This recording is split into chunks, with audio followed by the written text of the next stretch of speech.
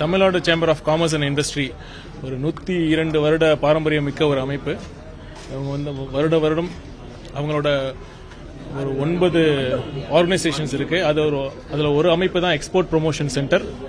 வருடம் அவங்க கடந்த 15 ஆண்டுகளாக ஒவ்வொரு வருடமும் 10 முதல் ஃபர்ஸ்ட் டைம் எக்ஸ்போர்ட்டர்ஸ் அவார்ட் கொடுக்குறாங்க.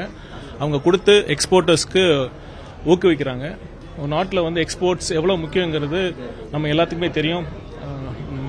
1991-92 export balance of payment crisis அப்போ நம்மளோட அந்நிய செலாவணி சில வாரங்களுக்கு மட்டுமே இம்போர்ட் பண்ணுற அளவுக்கு தான் இருந்தது.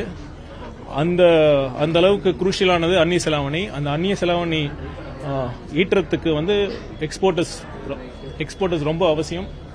அந்த எக்ஸ்போர்ட்டர்ஸ் என்கரேஜ் பண்ற மாதிரி ஒரு ஈகோ சிஸ்டமாக இந்த Tamil Nadu chamber of commerce and industry இருக்கு. அவங்களுக்கு மனமார்ந்த பாராட்டுகளை தெரிவித்துக் கொள்கிறேன். ஒரு சிறு அமைப்பே இப்படி ஒரு எக்ஸ்போர்ட்டர்ஸை ஊக்குவிக்கிறாங்கன்னா ஒரு அரசு நினைச்சா கண்டிப்பா இன்னும் பல மடங்கு பல ஆயிரக்கணக்கான எக்ஸ்போர்ட்டர்ஸை உருவாக்க முடியும். உருவாக்கி அந்நிய செலாவணி ஈட்ட முடியும். அது நாட்டுக்கு வந்து ஒரு பெரிய உறுதுணையா இருக்கும். அரசு வந்து தமிழக அரசாங்கம் போதிய அளவில் இந்த எக்ஸ்போர்ட்டர்ஸை ஊக்குவிக்கிறாங்கன்னா அது கண்டிப்பாக இல்லைன்னு தான் சொல்லணும். அது மட்டும் இல்லாம தென் தமிழகத்தில் அந்த அளவுக்கு இண்டஸ்ட்ரீஸ்லாம் இது வரைக்கும் கண்டிப்பா இல்லை. குறிப்பா நீங்க மேடையில பேசும்போது கூட நீங்க தாவேக ஆட்சிக்கு வந்தா கண்டிப்பா இவங்களுக்கெல்லாம் நான் அதுக்காக உறுதுணையா இருப்பேன் அப்படிங்கிற சொன்னீங்க. எந்த அளவுக்கு நீங்க அப்படி இருப்பீங்க? கண்டிப்பாக வந்து அதுக்கான எங்களோட தேர்தல் அறிக்கையில இருக்கும். நீங்க ஒரு குறிப்பிட்ட விஷயம் சொல்லணும்னா மதுரை, திருநெல்வேலி, தூத்துக்குடி இண்டஸ்ட்ரியல் காரிடார்லாம் இன்னும் அமைக்கவே இல்லை. மதுரை ஏர்போர்ட் இன்னும் கஸ்டம்ஸ் ஏர்போர்ட்டாக அறிவிக்காம எக்ஸ்போர்ட்டர்ஸ்லாம் இங்கே இருக்கிற எக்ஸ்போர்ட்டர்ஸ்லாம் ரொம்ப கஷ்டப்படுறாங்க. நியரஸ்ட் ஏர்போர்ட் தூத்துக்குடி இல்லைன்னா திருச்சி தான் போக வேண்டியதாக இருக்கு. இது மாதிரி பல விஷயங்கள் இன்னும் பண்ணாமல் இருக்கு.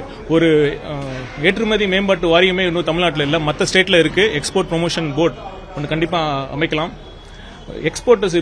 எக்ஸ்போர்ட்டர்ஸ்க்கு எந்த மாதிரி எக்ஸ்போர்ட் பண்ணலாம், என்ன ப்ராடக்ட் செலெக்ஷன், அவங்களுக்கு மார்க்கெட், லாஜிஸ்டிக் அசிஸ்டன்ஸ், அது மாதிரி நிறைய கேள்விகள் இருக்கு.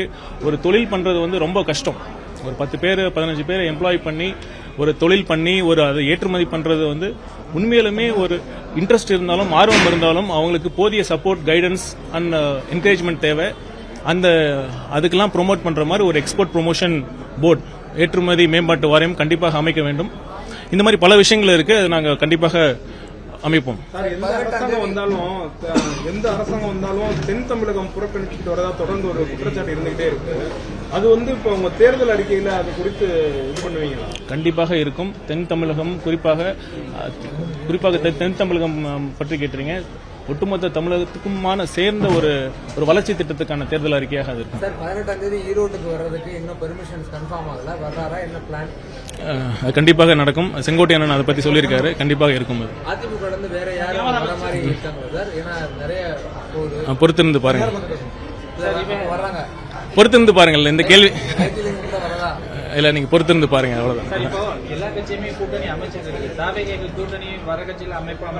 ஆனா இதுவரை எந்த கட்சி தாவேகோட கூட்டணிக்கு வர மாதிரி தெரியல. நீங்க அரசியல் கட்சியை வந்து அவ்வளவு லேசா எடை போடாதீங்க. அவங்களுக்கு தெரியும் எப்போ வரணும், எப்ப எந்த கட்சியோட சேரணுங்கிறது. அதனால கண்டிப்பா அவங்க உரிய நேரத்தில் உரிய முடிவு எடுப்பாங்க.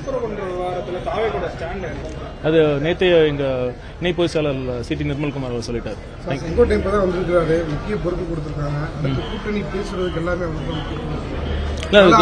கூட்டணி விஜய் கூட முக்கியத்துவம் கொடுக்கலான்ற மாதிரி அப்படிலாம் எந்த கருத்தும் இல்லை.